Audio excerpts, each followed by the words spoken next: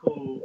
There's no problem with all of this up on my bar, the liquor. Nah, that's that. I mean, that's what we talking about, man. I need to go get my own drink, man. So we can, what? Pause 1 minute. We gonna turn this up a notch. Pause 1 minute. Let me go to my bar and let me pour myself a drink. Since we gonna do it like this.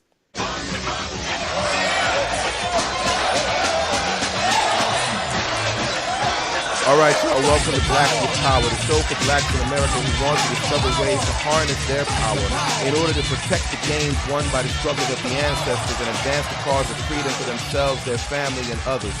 We believe that for America to be great, to be the more perfect union that our Constitution calls for us to be, we must have racial reconciliation in this country. And for there to be true reconciliation, blacks in America must empower themselves to compel and encourage repentance for the system and ideology of white supremacy and privilege that has betrayed the ideal of liberty and justice for all. I'm Father Jabril Ballantine, and I'll be your guide on this journey toward the America that can and should be. Thank you all so much for listening. You can visit us online at blackswithpower.com. Please be sure to like our Facebook page. That's facebook.com/blackswithpower and join in on the discussion. You can subscribe to the show on iTunes, Stitcher, Google Play, or tune in. Listen to the previous episodes that are up there and then write your reviews, please. Then share with your friends and family because all voices are needed, brothers and sisters. We want to hear from you. There is a private community, an exclusive community, blackswithpower.com/Facebook, so you can share your insights and empower others and be empowered by others. Now, we got a lot to discuss, brothers and sisters, so let's get with it. In this episode, I am sitting with my main man, my frat brother, Wesley Day. Wesley is an alpha brother out of the west side of Chicago, now residing in the ATL, and he came across him the other day as he was, he's featured in Ebony magazine this month. April made the issue of Ebony magazine, so if you have Ebony, check him out. You can find out more about him beyond what we're going to discuss. And if you don't have the Ebony magazine, please go get your copy or at least check it out online, share it with your family, share it with your friends so you can find out more about what this brother is doing. But things were so compelling that I wanted to bring him to you and just share his insights and share his perspectives with you because what we're going to talk about is going to be game changing for you. Wesley, how are you, brother? What's up, man? I appreciate you having me today. Man, it is a beautiful thing, man. Hey, I gotta let y'all know, Wesley got me drinking in the afternoon, man. I mean, we got on the Skype, and cheers to you, bro. Cheers to you, and all of you out there. Pause your episode as long as you're 21 and over. Wink, wink. Pause your episode right now and grab your glass because we're gonna be tossing it up for a minute. I saw all of these bottles on Wesley's table, and I was like, you know what? I gotta get my drink. So I got my drink, and if y'all see over my shoulder, I got my barrel here. Yeah, let me pull this over so y'all can see this closely, man, and know that there is a priest that makes his own liquor, man. I got my holy water barrel here, and so we just chopping it up, and it's gonna be real laid back by the time this show is over. But Wesley, tell us a little bit about Cocktail Chronicles and how you got started with Cocktail Chronicles and what your mission is. Jay Brielle, thanks again for having me. I appreciate it. The mission of Cocktail Chronicles is ultimately to empower consumers on their beverage choices. And we do that through daily written articles about beverages. We do that through weekly video blogs and monthly live conversations on premise. We do them every month here in Atlanta, Georgia, and then we travel with our 2017 tour to Chicago, New York, DC, and Philadelphia. And we choose various topics to discuss in an unorthodox way that people learn about the topic as well as alcohol. So, for example, Mm-hmm. we have talked about cocktails and sex. Why do I become sexually aroused when I drink? Last night here in Atlanta, Georgia, we spoke about cocktails and law. Do friends let friends drive drunk? Right. Responsibility matters. However, if you end up pulled over for a DUI, how do you manage that situation? Was the discussion last night. So those are just a couple examples of the discussions that we have on site. Right. The other thing is how I got into it is ultimately the spirits world is a white man's world. I worked at a bar, I worked in corporate America. They still would not give me a job, although I felt that I was qualified because I don't want anyone to give me anything. So I Right. want to be sure that you understand that. So I left my corporate job at L'Oreal USA in New York, went back to school to get an MBA just so that I can go back to the corporate world in the spirits industry. However, I was still denied. Hmm. But as I would tell the young black men and women out there, you cannot give up on what you're passionate about, your dreams and your goals in life. Right. Just because they didn't open a door for me, I paid my own way. At that point, I went and opened my own restaurant and bar Yeah. here in Atlanta, Georgia. After that didn't work, they still would not let me into the doors of the spirits industry. At this point, I've owned the bar, I've bartended for years, I have marketing and sales experience at a director level, owned my own restaurant, but yet they still wouldn't let me in. So I chose to create Cocktail Chronicles to merge all of my passions together, which are journalism, spirits world, and marketing all into one, in which you have this right here today, Right. Cocktail Chronicles.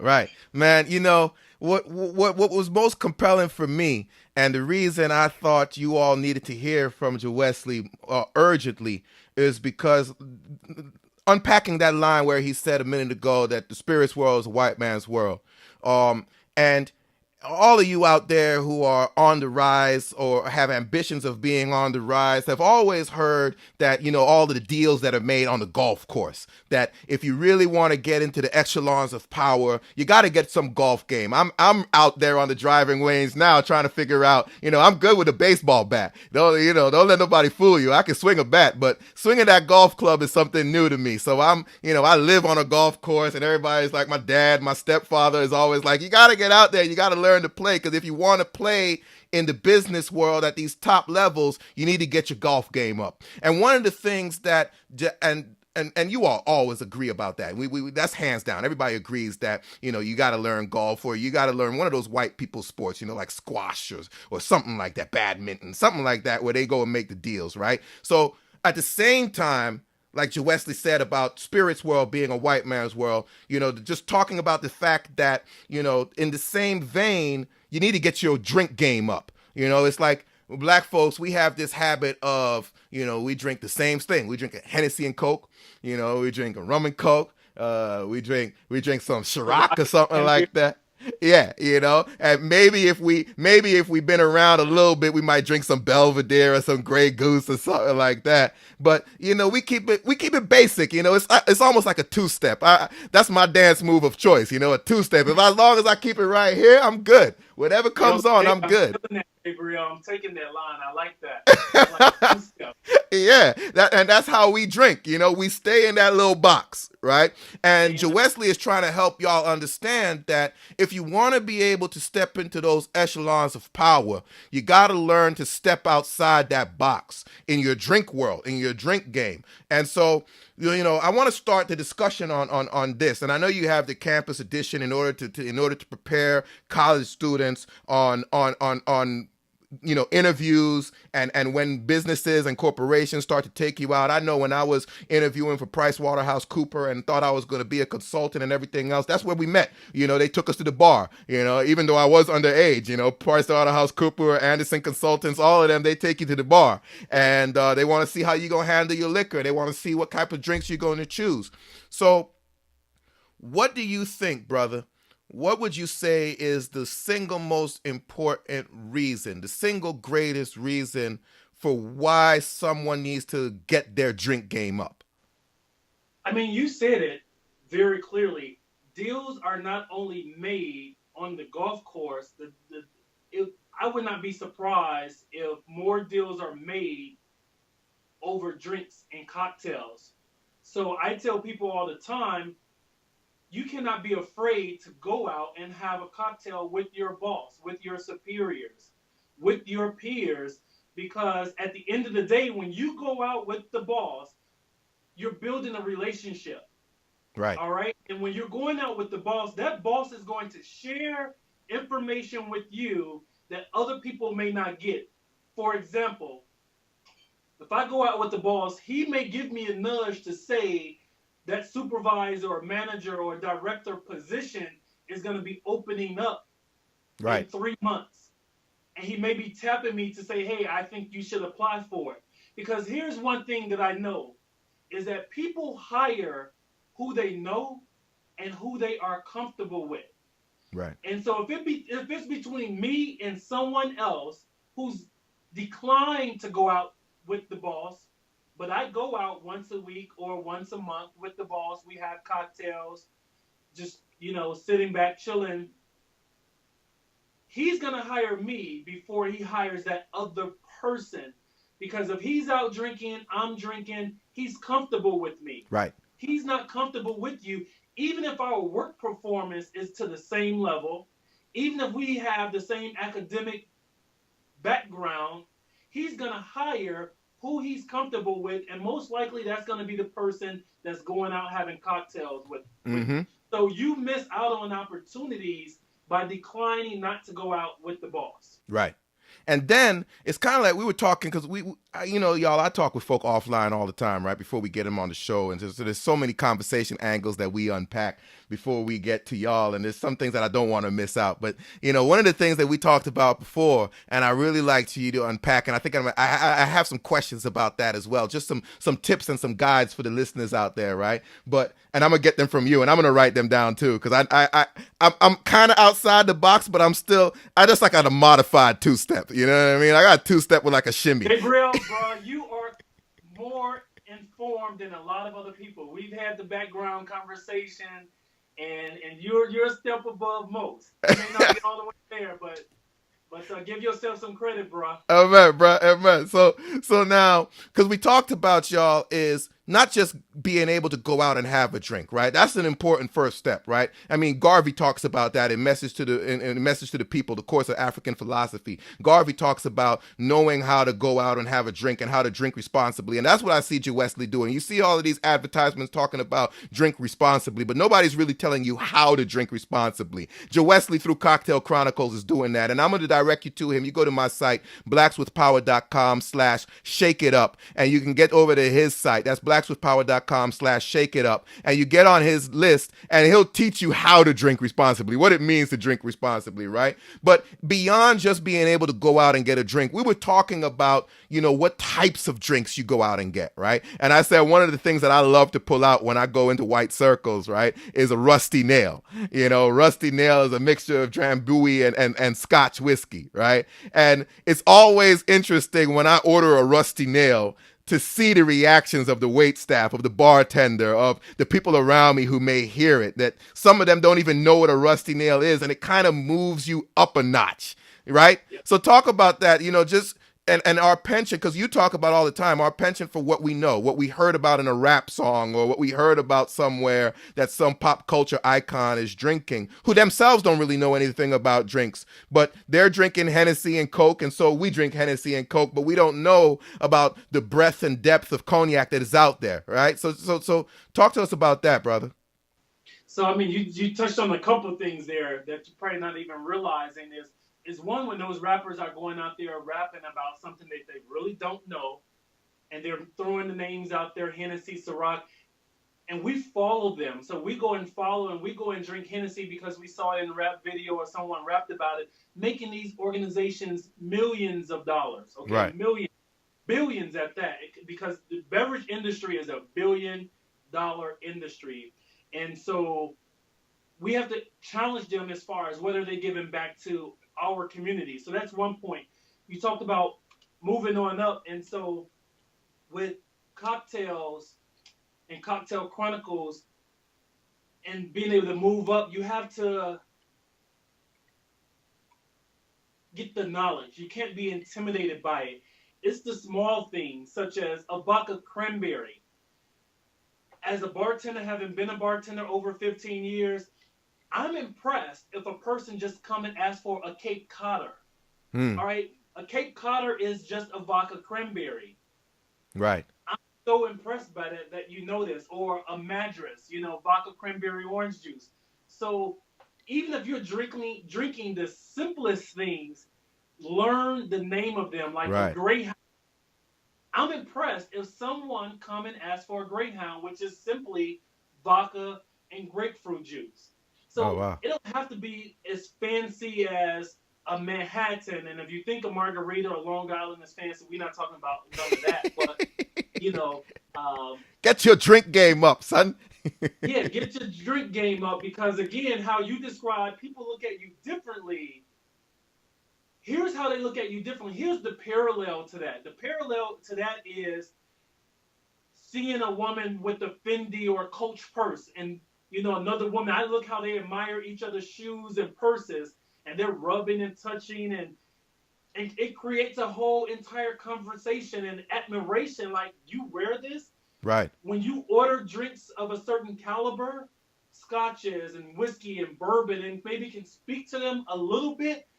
People are saying like, "Oh man, like you're wearing Coach or Fendi or drove up in a Bentley or a fancy car." Right. How the drink parallel is when you order properly. Yeah, and that properly ordered drink is a lot cheaper than a Bentley. You can pull up in a beat up Toyota and park it around the block and nobody know. But you can step into the bar and order a rusty nail. You can order what you call it, a Greyhound. You can order a couple other things, and people think you driving a Maserati, and they And start treating you like that. yep. So along those lines, as a follow up question, then, um, I don't drink.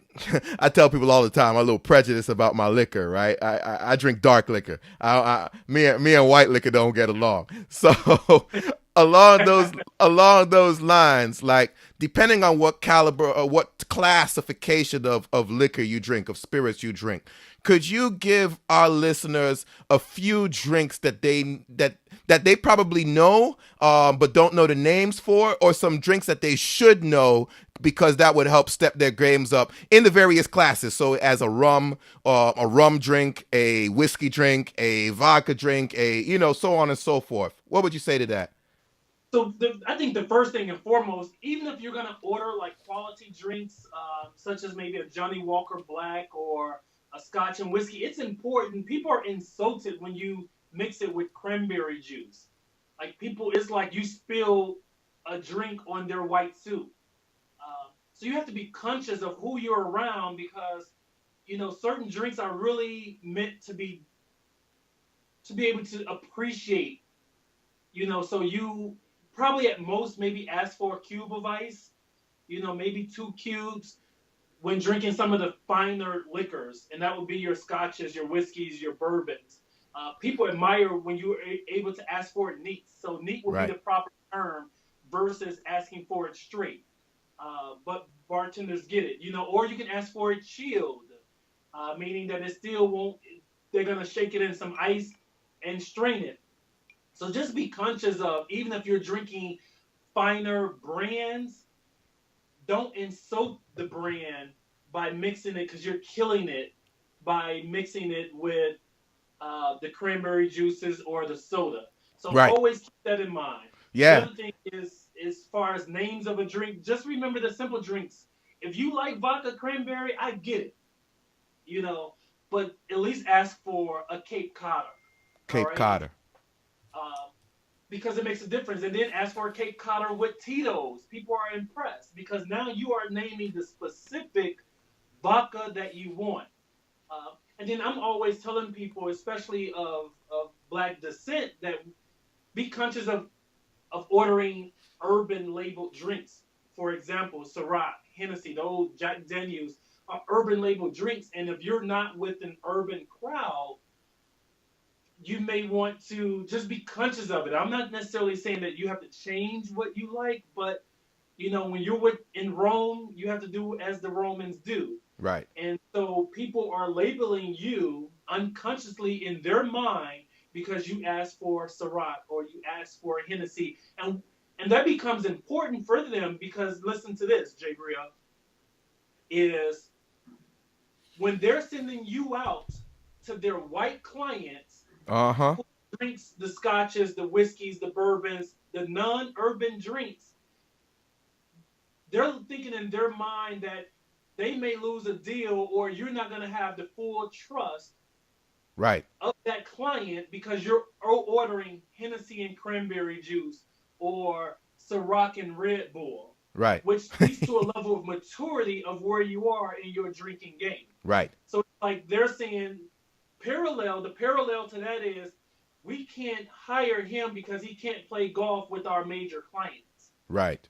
You Exactly. can't drink with our major clients because they're gonna clown you afterwards. They're not gonna respect you. Right. Right. Exactly. That's very important, and that's exactly why, y'all, I wanted you to hear what Joe Wesley is saying. Now, don't get me wrong. I grew up on Jack Daniels, and yes, I grew up. That means I slipped into my parents' old mind. They're gonna listen to this episode and see and hear me out. But I'm old enough where I could get away with it now. Slip into the liquor cabinet and drink some Jack Daniels. So I grew up on Jack Daniels, and you can pry that Jack Daniels from my cold dead hands. But I definitely understand what you're saying. That Yeah, you got to be able to show that the same way, and yeah, it sucks, right? But if you in that world where they control it, you got to be able to show them that you can play by their game, and that's an important right. example that you give. Like, if you want to be able to take on the high end accounts, if you want to be able to handle the high end clients, the top tier clients, you got to get your golf game up. We Yep. know that, and you all are out Yep. there playing golf in You order to got get your drink golf game. game up. But Leave at the the same golf token, course you with got to a get your prayer drink game up. because you're leaving the golf course and you're going to the bar, Exactly. and the conversations are going to continue. And at the end of the day, people are just vetting you whether they like you or not. And again, people do not only do they hire who they're comfortable with, they do business with who they're comfortable with. So you can't have the attitude, college students, that oh, I won't drink with clients. You're not gonna get any business. Right. You have to be able to expand your palate, to experience different things, to be able to talk to it intelligently. And trust me, you will get the deal. Oh You yeah. will be very well liked. Uh, and It's I like they want to say, also it's not about clarify what you know, it's who you know, right? And exactly. knowing It's you is not being able to drink with you. When we were young and dumb, when we were high schoolers, when we were middle schoolers, somebody once you fight them. You know what I mean?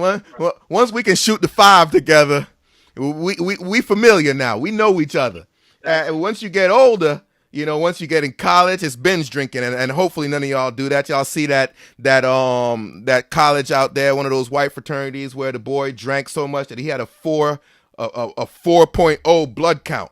That's Oh wow, ridiculous. that's That comatose. that's higher than his GPA. That's ridiculous. Right. But in college, that's how y'all do it. Is binge drink. We trying to get you to not binge drink, just culture drink. You know what I Right. mean? So rather than drinking a whole lot of vodka, drink a couple Cape Codas. And your game has stepped up to a higher level.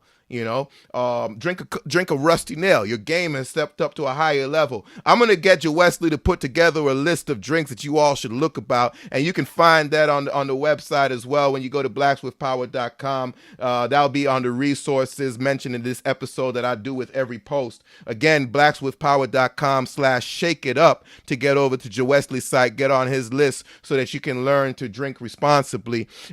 You talked about the college kids, brother, and what I want to know is they have this time where they are in school, and education should be full circle, 180 degrees, 360 degrees individual, full circle education. So, I'm a college student listening to this, brother. I'm listening to you. And like you said, I know you have the campus edition. And so you can talk about how to get involved with the campus edition a little bit as part of the answer to this question. But the question that I want to know as a college kid, um, what would have to happen over the course of my college career? Let's say I got three years left, 2 years left. Maybe it's my last year, but let's say 3 years, 2 years. What would have to happen over the course of my tenure in college for me to become a true connoisseur of spirits, of the spirits, when I graduate, so that I'm prepared to really take things on? Oh wow, that's an excellent question. So one is just there's different type of wine clubs. Get to know your wines. get to know, and it's so simple. I'm actually creating a pocketbook, a cheat book, to help students with this actual answer, to know a couple bourbons, to know a couple scotches, to know a couple whiskeys.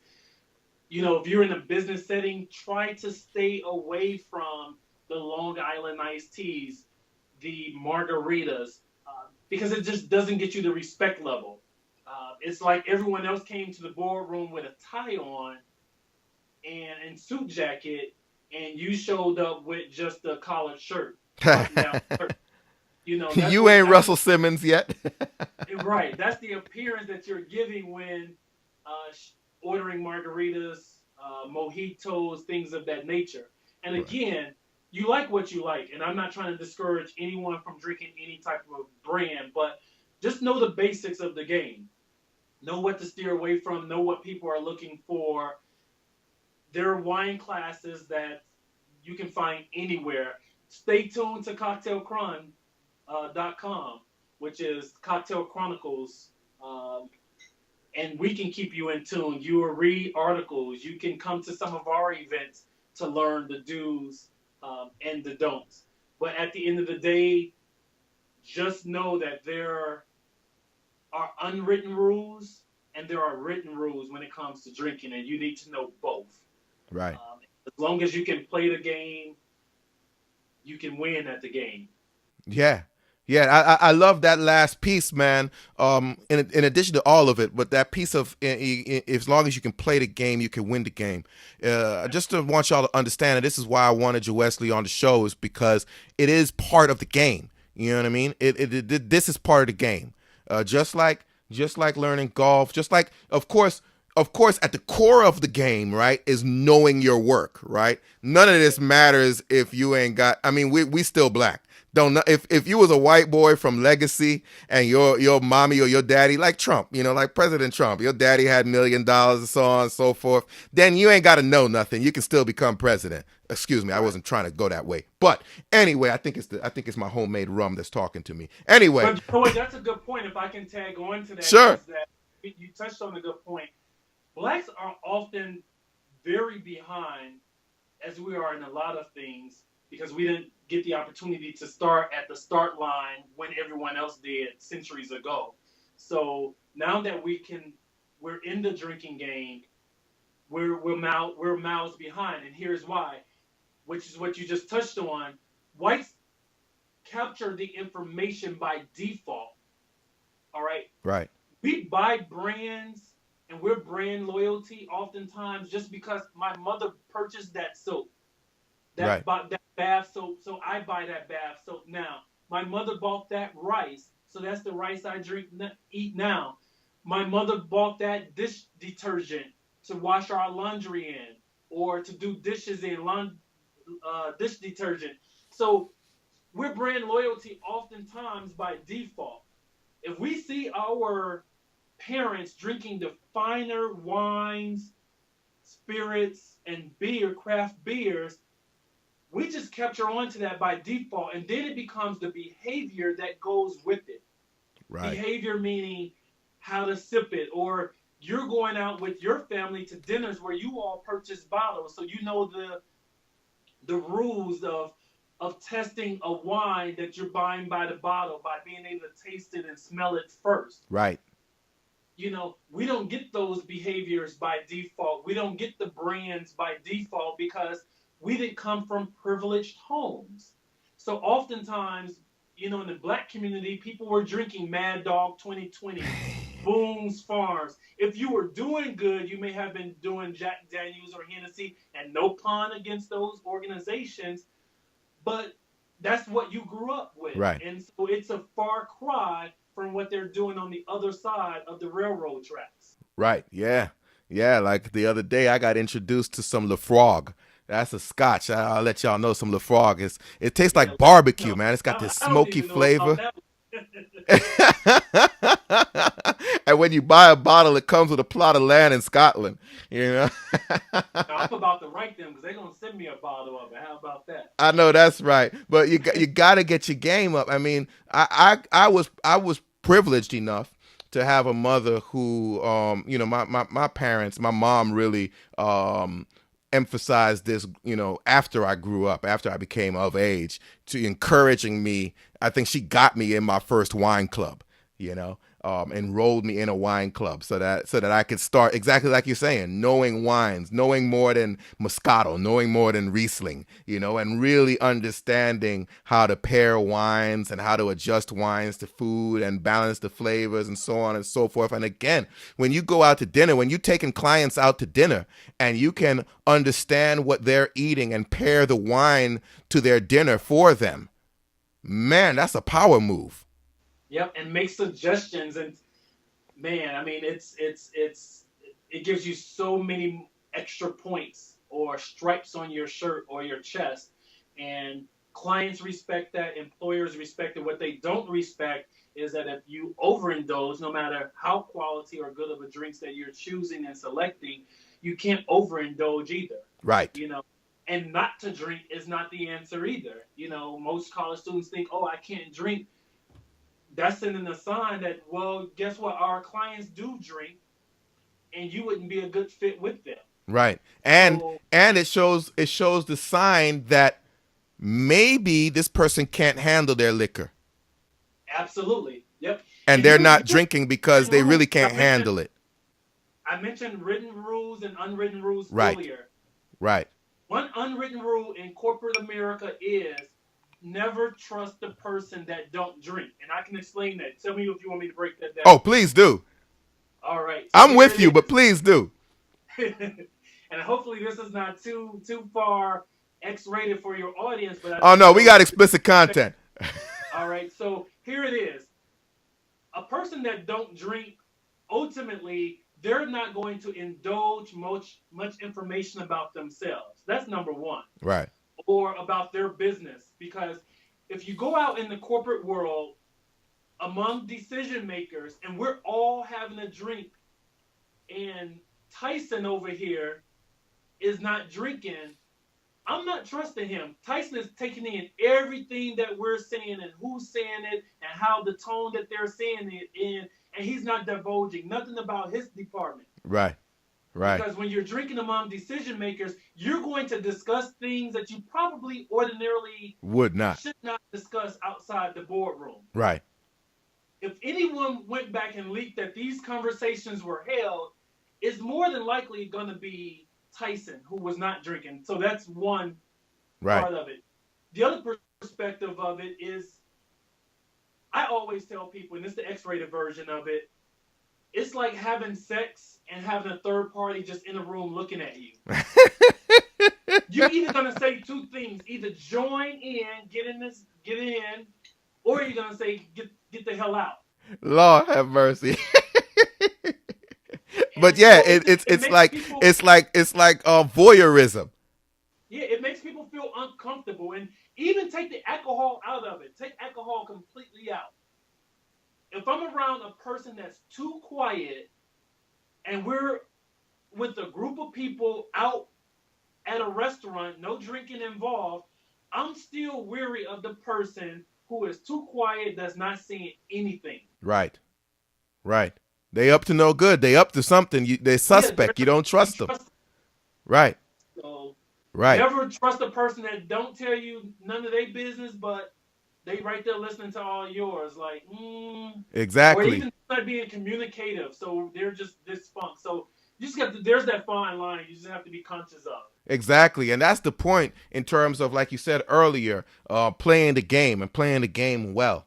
You don't want to overdrink, you don't want to underdrink, and that's something, like I said, in the course of African philosophy, Message to the People, course of African philosophy of Marcus Garvey, he talks about that. If you want to be a leader, if you want to be a power player, you got to learn that, you got to understand that drinking game. You got to understand how not to drink too much, but you got to drink, because you can't go someplace and not drink, because people are going to look at you suspect in the same way.